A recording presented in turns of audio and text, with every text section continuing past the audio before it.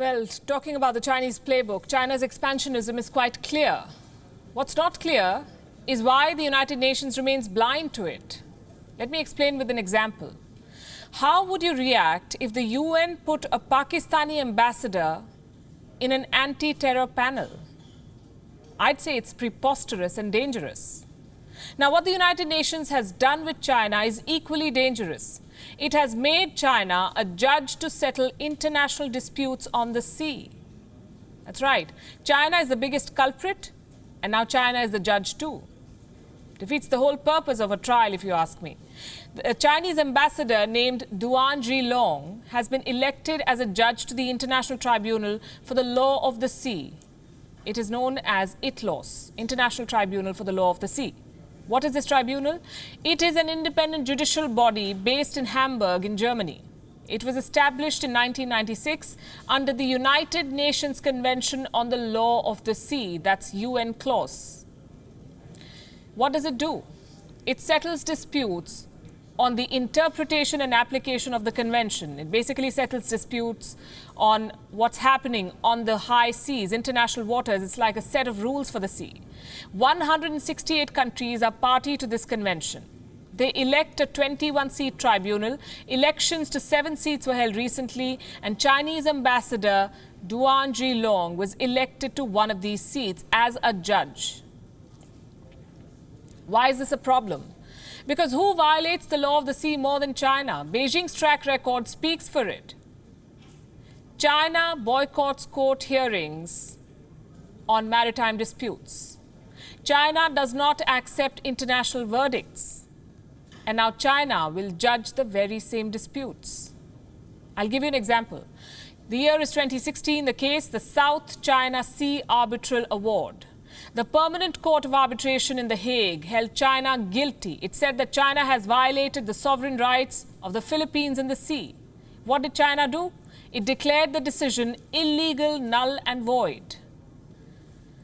Now, Duan Zhilong will begin his term as a judge on the 1st of October, but we will not wait until then to remind you of the Chinese aggression in the South China Sea. You must have seen a map like this many times on this show, but I will take you through this map again because there are still 149 members in the United Nations who see nothing wrong in voting a Chinese ambassador into a maritime tribunal. So let's tell them what China has been up to. China is at odds with 6 countries in the South China Sea: the Philippines, Brunei, Indonesia, Malaysia, Taiwan and Vietnam. It has also engaged with Japan in the East China Sea. What does China want? It wants the region's strategic and economic value. China began claiming the Spratly Islands as early as the 1970s. It has increased the size of some of these islands. China has also created around 3,200 acres of new land in the Spratly Islands since the year 2013. It has militarized the Paracel Islands and created 27 outposts in the Woody Islands. China regularly carries out military drills in the sea. The Chinese Navy is also strengthening its base in Hainan. A Forbes report claims that China is building a gigantic dock in this region. The report suggests that the dry dock is big enough for an aircraft carrier, which means that China could be thinking of permanently stationing its aircraft carrier in the South China Sea.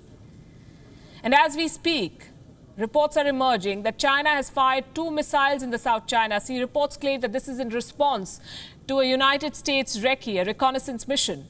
Reports say that one of the 2 missiles is what is being called an aircraft carrier killer. Both the missiles were fired into an area between the Hainan province and the Paracel Islands. This is China flexing its military muscle. The same China that is now going to sit in judgment of others. Chinese Foreign Ministry spokesperson Zhao Lijian said, and I quote, "I believe the judges-elect will do their duty justly and contribute to the court." That's probably a coded message for doing his duty to the Chinese Communist Party, allowing it to walk scot-free every time China breaks the law. This tribunal, I can tell you, has received 28 cases since it was established. Recently, a Chinese vessel trespassed Japanese waters. Say Tokyo was to drag Beijing to this tribunal, would the Chinese ambassador Duan leave his bias at home? Vietnam is considering legal action against China for trying to grab Vietnamese land. Will the Chinese ambassador acknowledge this? This is a classic case of the culprit being the judge and the jury.